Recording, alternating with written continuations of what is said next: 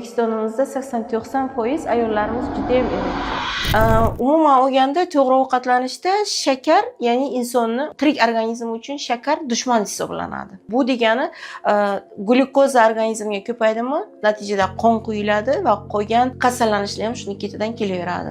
Ya'ni terimiz ham masalan qon quyilimi o'zi chiroyli turmaydi. Hammasi bu nima desam sizga, organizm xuddi sippochkada bir-biriga ulangan. Bizning terimiz aslida ichki organizmimizni aytib beruvchi tonometr hisoblanadi. Sizning ko'rinishingiz qanaqa holatda, ichki organizm shu holatda ishlayotganini bildiradi. Ugri chiqdimi, bu degani to'g'ri ovqatlanishga e'tibor ber, organizmga toksin ko'payib qoldi, ya'ni dog' paydo bo'ldimi, o'sha e'tibor berishing kerak, chunki qon quyilishi hisobiga o'sha jigar qonni yaxshi filtrlay olmay qoldi. Natijada metabolizm ketyapti, mana shu metabolizmning hisobiga kletkalar o'zini ishini qilmay qoldi, ya'ni dog' tushyapti.